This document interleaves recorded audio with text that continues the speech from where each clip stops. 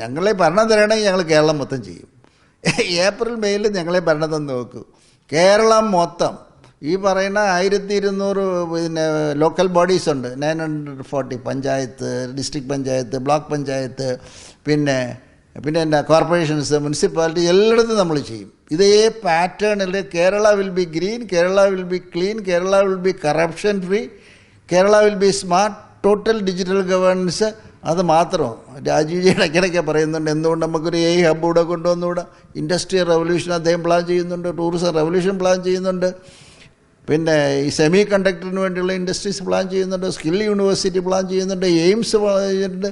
എനിക്കൊന്ന് ഇവിടെ രാജീവ്ജിയും ഡൽഹിയിൽ മോഡിജി ഇരിക്കുന്നപ്പോൾ ഒരു 5 കൊല്ലം ജീവിക്കാൻ അവസരം കിട്ടിയാൽ അതൊരു ഭാഗ്യമായിരിക്കും.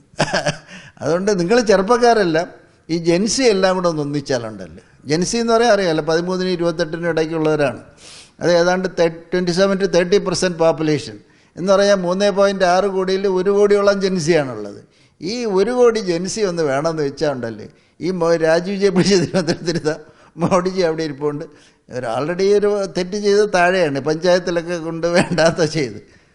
2 ടയർ ആയിക്കോട്ടെ, 2 ടയർ കൂടെ വന്നു കഴിഞ്ഞാൽ ഉണ്ടല്ലേ ഒരു 5 അല്ല ഒരു 10 കൊല്ലം വേണം, എന്നാലും മൊത്തം ചെയ്ത് തരുന്നത്. Infrastructure development, road development, port development എന്നൊക്കെ പറഞ്ഞ് ഒരുപാട്. ഇവർ മനസ്സിലാക്കേണ്ട കാര്യം എന്താ പറയുക, രാജീവ്ജി കൊണ്ട് നടക്കേണ്ട സാധനം ഉണ്ടല്ലോ, ഒരു ലാപ്ടോപ്പ്.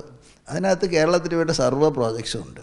ഞാൻ ഈ പറഞ്ഞ എല്ലാ പ്രോജക്ട്സും ഉണ്ട്. പിന്നെ കുറച്ചുകൂടെ ഒന്ന് ഫൈൻ ട്യൂൺ ചെയ്യണം, അതിൻ്റെ ഫൈനാൻഷ്യൽസ് കൂടെ കണ്ടുപിടിക്കണം, മോഡിജി കൊണ്ടുവന്നിട്ട് അതൊന്ന് ലോഞ്ച് ചെയ്യിക്കണം. പിന്നെ അത് വണ്ടി സ്റ്റാർട്ട് ചെയ്യണം, ഹോഴ്സ് പവർ കൂട്ടണം, ആക്സിലറേഷൻ കൂട്ടണം, അടിച്ച് പോകണം. പോയാൽ മാറും, മാറാത്തത് മാറും, സംശയമൊന്നുമില്ല.